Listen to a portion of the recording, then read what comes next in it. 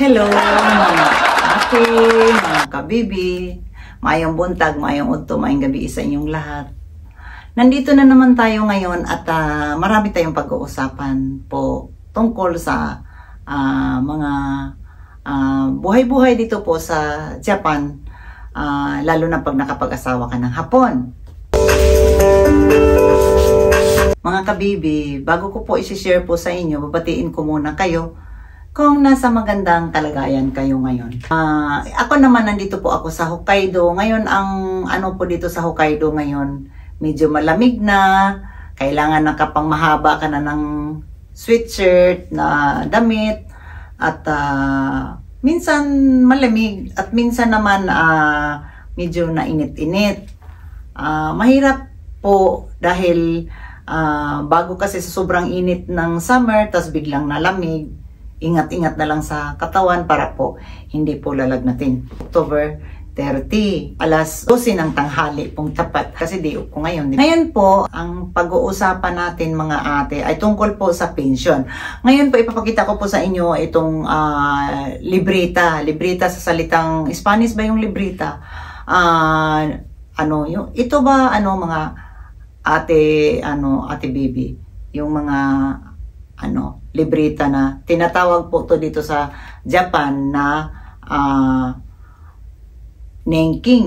Meron kang libro. Pag once na mag-asawa ka ng Hapon, mga ate, pagpunta mo ng Japan, na-registered ka, pa-registered ka dito sa City Hall, after na mga ilang buwan, siguro sa akin kasi nung after ng ilang buwan, siguro mga 1 month siguro to, ibinigay na to sa akin sa City Hall.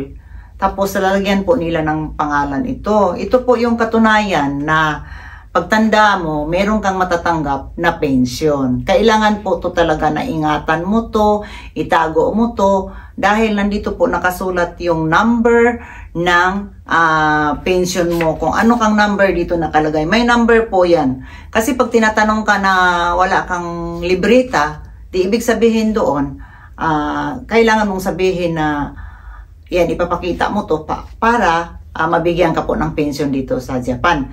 Hindi lang po na pumatong ka dito sa Japan na para po mabigyan ka ng pension. Hindi po yun. Kailangan meron kang ganito, katunayan na meron kang matanggap na Nenking. Ngayon, ito na po, ipapaliwanag ko po sa inyo. Pag once na meron kang ganito, kasi galing po to talaga na City Hall, ibibigay po to sa iyo. Required talaga to sa buong Japan po sa gobyerno. Ibibigay ito sa iyo at nandito po nakasulat yung number ng pension number mo. Nandito nakasulat. Pag once na ito bit mo to, kailangan ingatan mo to, huwag mong walain. Pag once na magtatrabaho ka po dito sa Japan, mga kabibi, tatanungin ka sa pinapasukan mo ng anong tawag dito sa kaisya. Sa tinatarbuhan mo kung saan ka nagtatrabaho. Kailangan ipo-forward mo to doon sa company na pinapasukan mo. Kasi titingnan nila to kung anong number. Tapos itong number nila, i-registered nila to doon sa gobyerno ng Japan. Nakatunayan, ikaw po ay nagtatrabaho. Hindi pwedeng magtanggap ka dito ng pension mga ate bibi na hindi ka nagbabayad monthly. Kailangan mo rin na bayaran yan. Ikakaltas yan sa sweldo mo. Buwan-buwan yan ikakaltas. Kalahati doon sa company at saka kalahati rin sa sweldo ko. For example, siguro hindi nyo gaanong naintindihan yung nahirapan po ako magpapaliwanag. For example lang, mga ate, pakinggan nyo ng husto. Itong sa gobyerno na to, sa pension na to, kasi alam na nila po yung sweldo mo monthly mo ng isang buwan kung magkano. Kung magkano yung sweldo mo sa isang buwan, ita-times nila yun kung magkano ang babayaran mo dito sa pension, buwan-buwan. Bale, kung halimbawang sasabihin nila, sa pension doon, dito sa kinunan mo, sa City Hall, na o sige itong tao na to 2 buwan ang bayaran, 2 lapad ang bayaran niya monthly. Nakuha nyo? Bali po, doon sa company, 1 buwan doon sa company, sarili nilang company yung pera at saka yung 1 lapad doon at saka 1 lapad din sa sweldo ko. Sila po ang magbabayad dito po sa gobyerno. Nakuha nyo? Yung dalawang lapad, kailangan i-fit nila yung dalawang lapad na mababayaran nila dito buwan-buwan sa pension mo. Okay? Nakuha nyo yun. Yun ang ibig kong sabihin. Tapos bukod pa doon, kung wala kayong tiwala, for example, wala kayong tiwala na totoo kaya yun yung sweldo ko. Kasi kinakaltas yun nakikita yun doon sa, dito sa Curiomisay. Nakikita yan doon na kung ano yung mga kinakaltas, anong pangalan ng doon, sa mga pension, nandoon doon nakalagay. Kung wala kang tiwala, pwede kang tumawag dito sa City Hall or sa yung pinaka-main ng insurance. Insurance po ang tawag dito sa pension Insurance pension. Insurance pension. Pwede kayong tumawag doon. Tapos sabihin mo tong number na to, kung ano yung number dito, na nakasulat dito sa number ng libreta mo, sabihin mo, tapos plus yung pangalan mo, plus tunay mong pangalan, plus yung cellphone number mo, sasabihin mo doon. Tapos titingnan nila yan doon. Hindi nagkakamali, tama yung sinabi mo na dalawang lapad ang binayad mo, monthly. Hindi po nawawala ang pera dahil connection po yan doon sa iyo, connection po to sa City Hall, connection po to sa insurance, pension doon ang tinatawagan mo, connection din to sa tinatrabaho mo sa company. Kaya hindi po nawawala yung kinakaltas po doon sa sa sweldo mo, binabayad po dito. Ewan ko lang dyan sa Pilipinas yung mga tao dyan sa atin, sa mga kababayan natin. Hindi ko alam dyan kung ano yung mga hinahawakan nila na bakit nabibigyan sila ng pension. Anong ibig sabihin ng pension doon? Na hindi mga tao dyan hindi naman nagbibigay yata ng bayad sa pension, di ba? Kasi dito sa Japan kasi, hindi kami bibigyan ng pension pag once na wala kang ganito. Tandaan nyo yun mga kabibi. Kailangan importante na mayroong kang ganito na orange ang kulay ng libro. Kailangan mayroon to talaga. At dito sa loob nakasulat yung pangalan mo, dito siya. At kung ilang beses, kung halimbawa nag-change ka ng pangalan mo, nag-change ka, isusulat nila dito yun, ipapalit dito. Kasi ako po ay, halimbawa, nakadalawang palit na po ako ng pangalan dito kasi nag-asawa ako ng Hapon. Tapos nag-change, tapos yung bininyagan ako dito ng apelyido ko ng Hapon kasi Japanese citizen ako, di ba? Tapos nag-change ako ng pangalan ng Hapon. Ang first name ko po ay pangalan kong Hapon na talaga. Dito alam nila po yun dahil connection po yung City Hall at saka insurance pension sa company. I-change nila to kasi malalaman po nila yan dahil may number. Pati yung number hindi po to pwedeng ma-imitation kasi po ay ako kasi mga ate bibi, bawat po halimbawa nag-change ako ng pangalan, halimbawa kasi 2 beses po akong hiwalay sa mister kong Hapon, di ba? 2 beses po ako nang hiwalay. Kaya pinapalo up ko talaga lagi ito kasi pera ito kinakaltas po to sa sweldo mo sa buwan-buwan. Siyempre kung hindi mo to ipapalo up, para ka nagtapon ng pera na hindi mo alam kung kinakaltas mo sa sweldo mo na kung kanino-kanino napupunta yung bayad ng pension, di ba? Kasi minsan may time din nagka-problema din dito ang pension sa sweldo niya, kinakaltas yung sweldo niya, napunta sa ibang tao, hindi niya alam yun. Kaya kailangan ikaw ang may-ari ng pera. Nandito ka sa Japan, nakapatong ka sa Japan, at nagtatrabaho ka, matino yung pagtatrabaho mo, at nagbabayad ka naman dito, kailangan ipapaluak mo talaga para walang gulo sa bandang huli. Kasi, alam mo, mga ate, hindi naman lahat ng panahon na bata tayo, tatanda tayo ng tatanda. Nakita mo ako kung kailan lang para ako naglalaro, bayad ako ng bayad nito. Pero yun, malagpas na ako ng 26 years na nagbabayad po ako nito. Biron mo ang bilis-bilis, di ba? Kasi alam mo, ito, kailangan maka-straight ka ng 25 years na mabayaran mo to para magiging buo ang matanggap mong pension. Kasi pag once na hindi mo matanggap, hindi mabuo yung pagbayad mo ng 25 years sa pagbayad mo tong pension na to, napakaliit lang po matatanggap mo. Parang wala lang, parang pambili lang yata ng bigas, tama lang yun. Hindi ka mabubuhay. Kaya kailangan makabuo ka ng 25 years. Yung mga housewife lang, pwede naman yon. Pero housewife kayo, kailangan pag meron talaga kayong ganito, kahit housewife kayo, kung meron kayong ganito, kailangan dadalhin mo to sa anong tawag dito, sa City Hall. Babalik mo to kasi minsan kasi yung iba depende sa matchi. Meron ding iba na hindi ibibigay sa iyo ng personality. Ang ibigay dito sa sobre, tapos i-register, ipapadala sa mga misis o sa mga mister.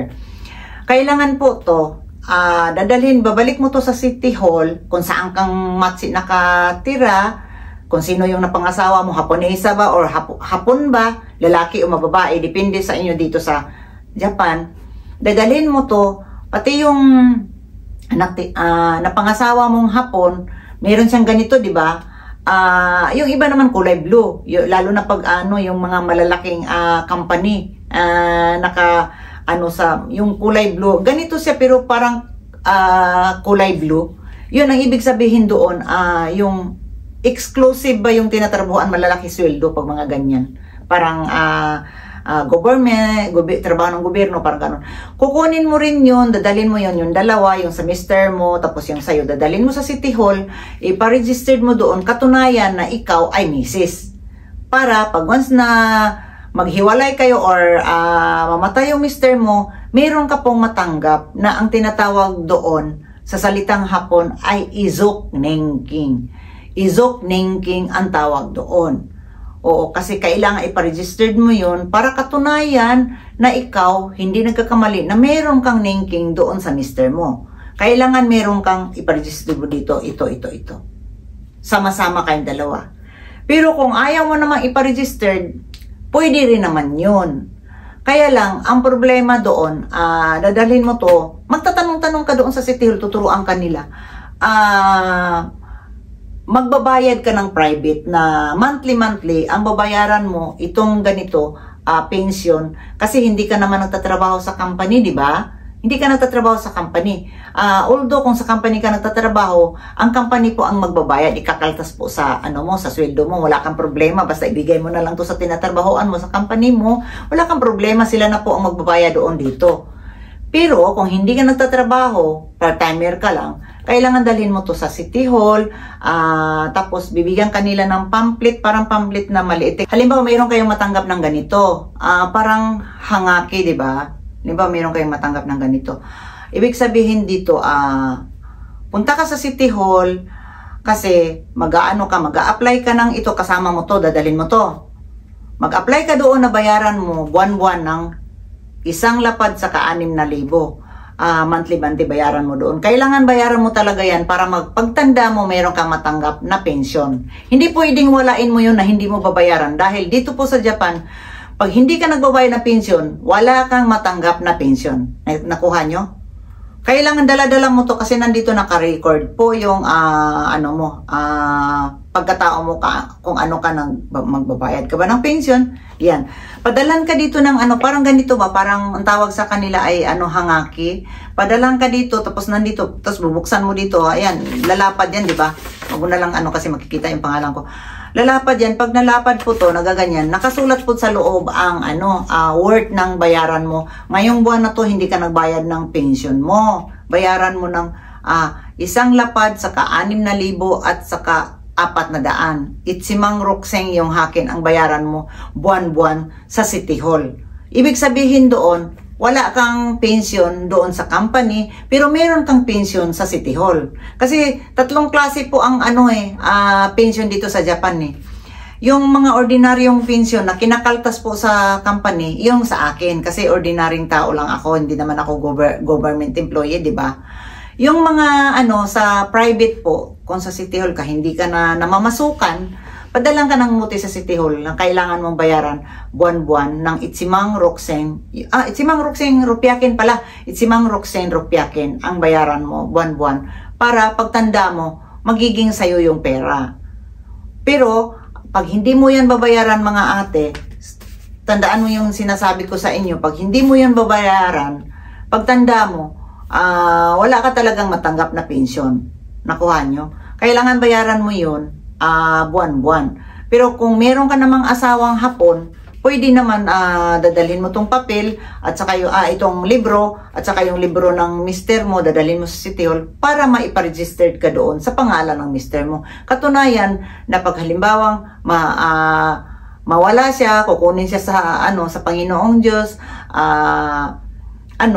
meron kang matanggap na tinatawag po sa salitang Hapon ay izok nengking ang tawag doon. Kaya kailangan asikasuhin nyo yun, huwag mong yung pabayaan nga maparegistered ka sa mister mo. Kasi hindi lang yun na kung meron kang ganito tapos anong tawag dito, yung pabayaan mo lang dyan sa tabi, ay wala na yan. Pera po to, mga ate, pera to. Huwag mo tong pabayaan na basta talsik ka lang ng talsik. Dahil ito po ang makakabuhay sa'yo lalo na pag tumanda ka. Kailangan mo rin ng pera pag tumanda ka. Dahil pag matanda ka na, ugod-ugod ka na, hindi ka na pwedeng magtrabaho dito sa Japan. Oo, lalo nagbaluktot na yung baywang mo. Hindi ka na, wala natatanggap sa'yo dito. Oo, at saka wala nang mamansin sa'yo pag wala kang pera. Tandaan nyo yung sinasabi ko sa iyo. Ngayon lang yan, medyo bata-bata pa tayo, mayroong mamamansin sa atin dahil kumikita pa tayo ng pera at mayroong lumalapit na tao sa atin dahil may pera tayo, di ba? Kaya yun ang ko sa inyo, mahalin nyo to dahil ito po ang magbubuhay sa inyo pagtanda. Kailangan po nyong anuhin nyo to na maano nyo, anong tawag dito yung magbibigay po to sa inyo ng buhay na pambili ng bigas pagtanda. Kasi hindi pwedeng pabayaan mo lang to. At ito meron pa po rin akong sasabihin sa inyo. May nagtatanong po sa akin na ang daw dito, pension daw dito sa Japan. Anong klase daw ang style dito sa Japan na pension? Ang pension po dito sa Japan, mga ate, tuwing 2 buwan po matatanggap. Hindi po matatanggap dito sa buong Japan ang pension na every month. Wala pong every month dito sa Japan. Tuwing 2 buwan matatanggap mo ang pension dito sa Japan. Nakuha nyo?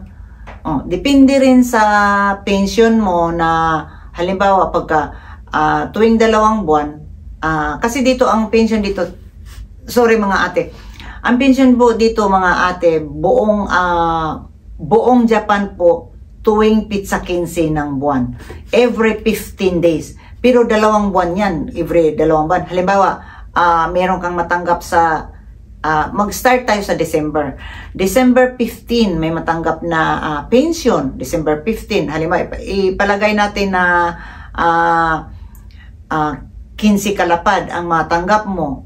December 15. Kailangan i-fit mo yon, ilagyan mo yung maintenance mo sa bahay within 2 months kasi matanggap mo yung pension mo December 15. January, pagka February 15, ang pangalawang pension, saka mo pa matanggap yung sa susunod na pension, February 15. Sunod na naman, 15 kalapad ang matanggap mo. Kasi di ba sinabi ko na every 2 buwan matatanggap mo yung pension.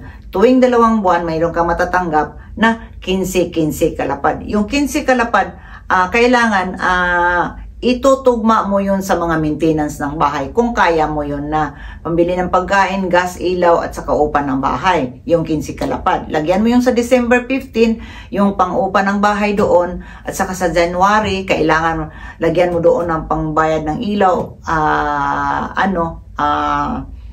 gas, mga ganyan, upa. Kasi dito po sa Japan mga ate, wala po ditong nagbabayad ng upa ng bahay na cash binibigay mo. Wala po dito. Karamihan po dito sa Japan po mga ate ay nasa bank account mo naniningil. At tandaan mo po nyo, ang pension po dito sa Japan ay tuwing 2 buwan. Every 15 days. Buong Japan, wala pa akong narinig dito sa Japan. Basta maniwala kayo sa akin at hindi. Tuwing 2 buwan lang po ang pension dito sa Japan. Okay? Ewan ko lang din sa ibang basa-basa dito sa Japan tuwing 2 buwan. Tapos pangalawa, ito pa sasabihin ko sa inyo. Kailangan po ang pension dito mga ate. Anuhin nyo, anong tawag dito yung tuwing pag meron kang pinapadala na pag halimbawang, siyempre, natural lang yun, yung pension dito sa Japan, hindi ka naman talaga mabubuhay kung talagang danghag ka sa pera, di ba? Mga danghag sa kwarta, dili na paigo na nimo ng 15 kalapad sa 2 buwan, sa sulod sa duha ka bulan nimo ana, kaya na nimo, labi nagdanghag ka, kusog ka manigarilyo, kusog ka mo inom, kusog ka magsugal-sugal, kusog ka magpayabang-yabang diha nga, kawan-kawan imong kakapwa Pilipina, o kana imong 15 kalapad, dili na kwarta diri sa Japan within 2 months. Dili na paigo.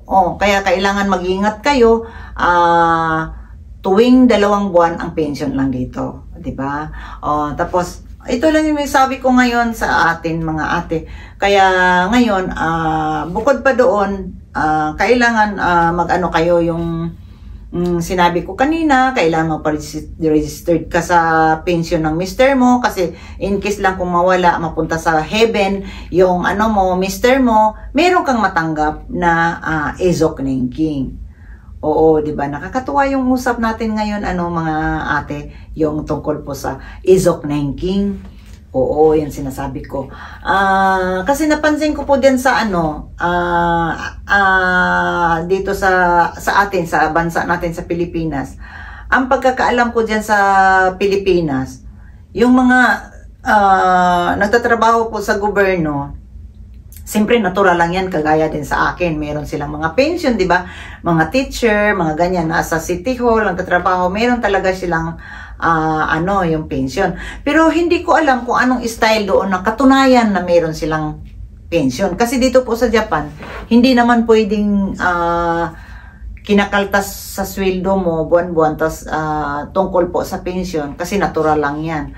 At pag once na gumagawa na kinakaltas yung pension mo, nagbabayad doon sa pension mo buwan-buwan, at mayroong gumagawa ng mga katarantaduhan, malalaman po dito sa Japan. Hindi maaring hindi malalaman dito.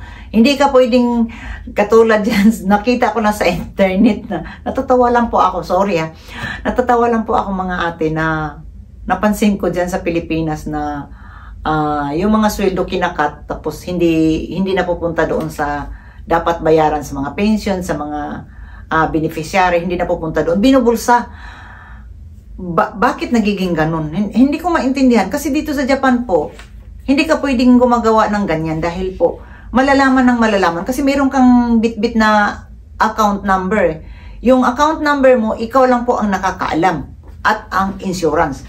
Kailangan, lahat ng mga, Pilipina dito, kung nanonood kayo sa video ko, sana, panoorin nyo to hanggang katapusan. Nandito po yung account number natin. Yung account number ng hindi sa bangko account number ng pension natin nandito. Tayo lang po ang nakakaalam nito. Wala pong alam kahit sino. Kaya kung halimbawa ito, ipapakita mo to sa City Hall, sila lang po ang nakakaalam, yung taga-gobyerno. At saka yung mga taga-gobyerno, hindi naman yan nagsasabi sa mga ordinaryong tao, sa mga dito sa Pilipinas. Hindi po. At kahit hahalong katin po to sa yung mga account number sa pension natin, halong katin po to nila, nanakawin po to nila, katulad ng mga hack ka sa cellphone, hindi nila ma-hack to dahil malalaman nila to, ang taga-gobyerno lang po ang nakakaalam nito. Wala pong naipasok dito sa mga social media, wala po. Sila lang po ang nakakaalam dito. At once na malaman po to sa sa mga tao, sa mga ordinaryong tao na nalaman yung mga sekreto, mahuhuli ng mga huli yan dahil malalaman po nila yan dahil meron po silang certification officer na taga-halungkat po sa mga ganyang klaseng problema na nahalungkat nila yun. Hindi yan katulad sa atin na nakakarating na tulungan mo ako dahil hindi mo ako dahil wala po akong wala doon sa duli, wala doon, ikaw mismo private ka doon, tumatawag ka doon, tapos mahingi ka ng tulong sa abogado para lang matulungan ka. Wala po dito sa Japan ang ganun mga ate. Ewan ko lang, bakit dyan sa bansa natin nagiging ganun yan. Hindi ko alam kasi siguro silang card na katulad dito sa Japan na parang ganito, na meron kang account. Kasi dito meron talagang ganyan. Hindi mo maano yan Sorry At ito lang yung pinag-usapan natin, pabalik-balik yung sinasabi ko sa inyo at sana po naintindihan yung sinasabi ko. At bukod pa doon mga Ate Bibi, meron po akong sa inyo. ipapakita sa inyo. Isa pa to na napaka importante din sa atin na nandito tayo sa Japan nakatira. Natin ang tinatawag dito sa salitang Hapon na Nenking. Tapos na tayo nito. At meron ako ipapakita sa inyo ay tinatawag na my number. My number po to sa nandito lahat ang mga sikreto, nakapasok dito lahat ang my number. Wag na lang yung tingnan yung pangalan ko. Ito po yung tinatawag na my number. Itong my number ko, pagka first time na pag uso-uso dito sa Japan na my number po mga ate, nagpalagay ako kaagad nito yung merong sariling picture. Depende rin sa my number na nagpapagawa ka ng my number na may picture, meron ding wala. Depende rin. My number, isa din tong tinatawag na my number. Ang nakasulat dito, galing po to ng City Hall mga mga ate bibi ka doon. Ngayon kasi pag magpapagawa ka may bayad na. Noon kasi ito free po to. Magbibigay ka na lang ng picture. First time to ng tao nang paggawa ka. Pag sinabing may number, nagpapagawa ako kaagad kasi free. Pagka 2 months after, may bayad na po. Pag matagal kang magpapagawa. Itong may number na to mga ate bibi, sabihin ko sa inyo ng ituturo ko lang po, isi-share ko lang po sa inyo. Itong may number, pag wala kang nakalimutan mo yung alimbawa mo, yung Medicare. Ang tawag sa salita sa atin, Medicare, di ba? Ang tawag sa salitang Hapon, Kenko Hoken. Tandaan nyo yung Medicare, yung tawag doon sa Pilipinas, PhilHealth, Kenko Hoken sa salitang Hapon. Pag nakalimutan mo sa bahay, tapos napunta ka ng hospital, wala kang dala, hindi mo nadala yung Kenko Hoken. Ang gagawin mo, ang dalhin mo, pag meron kang dalang my number, ito yung ipapakita mo sa City Hall, itong my number, kapalit po ng PhilHealth mo. Ipapakita mo sa Japan, dito sa Japan, saan kang Japan banda, magpapakita ka ng punta ka sa hospital. Pwede mo to, kasi dito po sa my number mo, at saka yung PhilHealth mo, na ginagamit mong Medicare dito sa Japan, makikita nila ang number ng numero ng Medicare mo doon.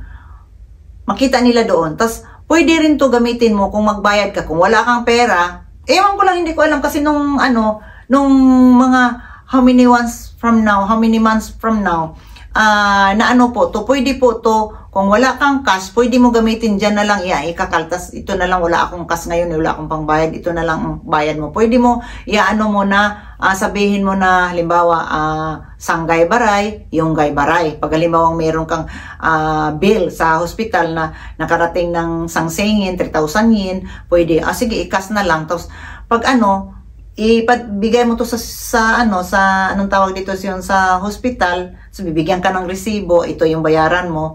Tapos padalhan ka ng ang alam ko doon, padalhan ka ng notice o bayaran mo to, parang papel. Tapos dalalhin mo sa convenience store, bayaran mo doon ang cash na halimbawa sangsengin. Yun ang parang parang kapalit po to ng Medicare mo. Huwag mo nang tingnan yung pangalan kung tunay. Ayan, huwag na lang. Kasi, kahit Hapon yan, meron ding mga, dito, mga half na marunong magbasa ng, mga half dito marunong magbasa ng,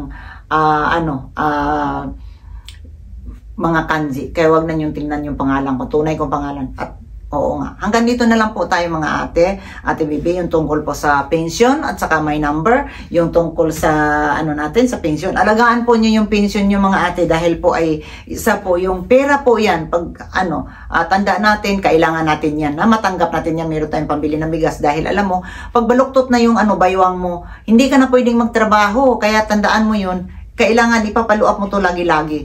Paluap mo to doon sa sa insurance, kung saan ka bantang matsi, pwede mo ipaluap kung talagang yung kinakalta sa sweldo mo, kung talagang napunta ba dito. Sa bagay, 100% napupunta naman talaga yan. Wala namang ganyan dito sa Japan talaga. Pero kailangan talaga yan, ipapaluap mo rin, di ba?